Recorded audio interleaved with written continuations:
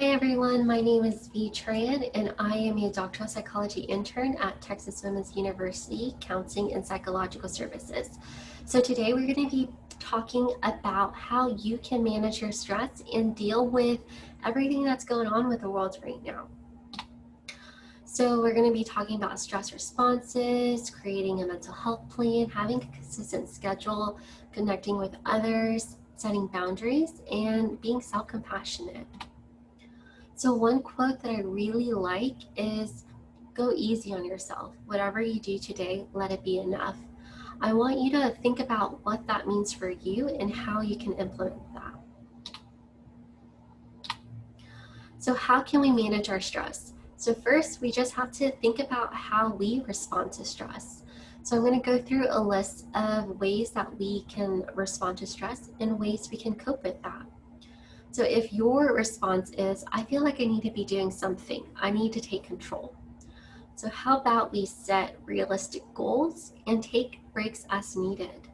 If your response is, I want to escape, there are too many thoughts and I'm feeling anxious, limit your media consumption. Identify those unhelpful thinking patterns.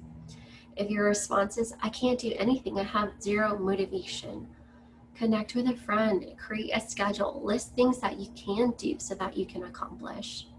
If your response is, I can't connect and engage, I don't want to deal with my feelings, make time to self-reflect, write down those feelings and how you can manage your feelings. So first we have to acknowledge our feelings and how that impacts our functioning. So our anger, our sadness, our fear, that could definitely impact how we go about our daily life, our stress, our anxiety, how we perform in work and school, and it can impact our relationship with other people. So I want you to take a minute, grab a piece of paper and a pen, and I want us to create a mental health plan together. So first, let's look at triggers. Identify how you are triggered. Is that social media? Is that your family members who are stressing you out? Is it your grades? Do you have a lot going on at work right now? Think about what creates stress, what creates anxiety for you. Think about your symptoms. Check in with your body. Check in with your thoughts, your feelings, and how you're acting. Do you feel like your muscles are tensing? Are your jaws clenched? Do you have a lot of racing thoughts that you can't control? Do you worry a lot? Can you sleep at night? Um, are you feeling more irritable or a little bit more abrupt? Check in with yourself and how you're acting and how you're feeling. And then let's look at how you're taking care of yourself. Are you doing your hobbies? Are you exercising or just moving your body? How is your breathing? Do you feel like your breath is shallow or is it deep? Are you going on nature walks? Do you watch movies? Do you like listening to music?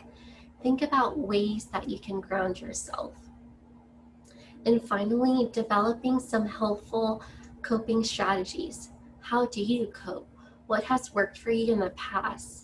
And think about what are the unhealthy ways that you have coped. And then let's look at how you're managing your time. Are you talking to anybody about what you're struggling with? Are you meditating? And visualization. Like, what are you thinking about for your future? Creating a consistent schedule is so important for us. Structure is important in managing your stress and anxiety, and it can decrease the symptoms.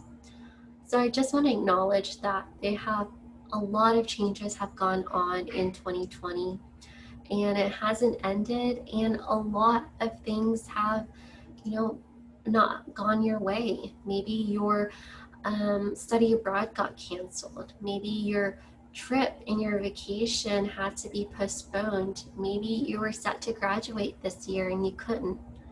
Acknowledge and recognize those feelings and reactions that you have towards that.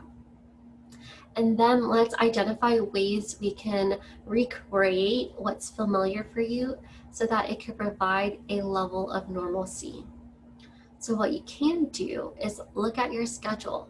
Set out a schedule of your class time, your work hours, your study time, when you eat, when you want to move, and when you want to sleep. Some helpful apps is the Google Calendar, or if you want to look at other scheduling apps that could be helpful for you.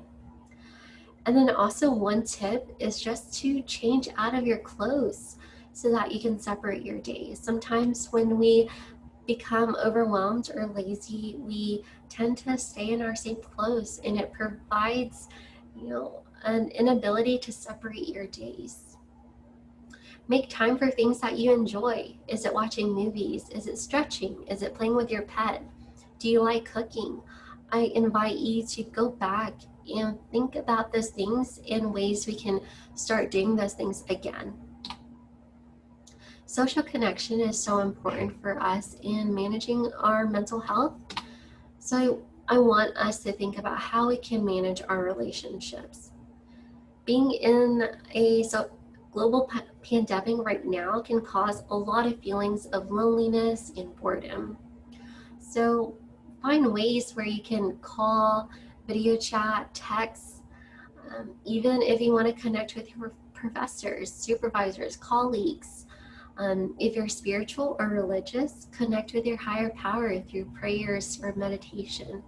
Relationships are so important, and I don't want you to feel that you are alone or isolated during this interesting time. However, what that means is being able to set boundaries for yourself as well. Within work and academic boundaries, make sure that you set boundaries for your work, school, social life, and separate that so that you can set boundaries. So what that looks like, you can close your laptop when your school and work is over.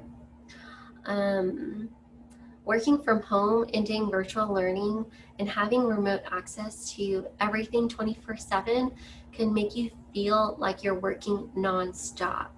So what you can do is limit that screen time. So set times where you want to check your emails and times where you don't. And try not to do that right before bed so that you can decrease that anxiety and improve your sleep. Now, setting personal and life boundaries. Know your limits with people. If social media is consuming your time, delete those apps and resume to them when you feel ready. News can be extremely overwhelming and stress inducing at this time. So I invite you to look at that credible sources, avoid sensational media coverage, and try to limit overconsumption. Learn how to say no and let go of things. It could be very difficult to do that, but I want to encourage you to find what works best for you and try to set those boundaries for yourself. And lastly, ask for help when needed. Sometimes, as individuals, we can take on that responsibility and obligation as our own, but it could be helpful for you to reach out to someone and say, hey, is it okay if you help me with this task? Lastly, give yourself a break. Give yourself some grace if you're not currently performing at the level you did before this year. So much has changed, and everyone is struggling with the same things that you may be struggling with. Acknowledge that there is so much uncertainty, and that can cause a lot of distress. As humans, we are creatures of habit, and so it's very anxiety and nerve-wracking to have all that plan and structure go away. And I just want to acknowledge that, again, many people are experiencing similar feelings and emotions that you are right now. And so I want to validate that and normalize that as a global experience. And then lastly, challenge your negative thinking patterns so that you can have a more balanced approach. If you're needing additional support, please schedule an appointment at CAPS. We offer individual therapy, group therapy, and workshops just for you. If you have any questions, please contact us and let us know. You have a wonderful day. Bye bye.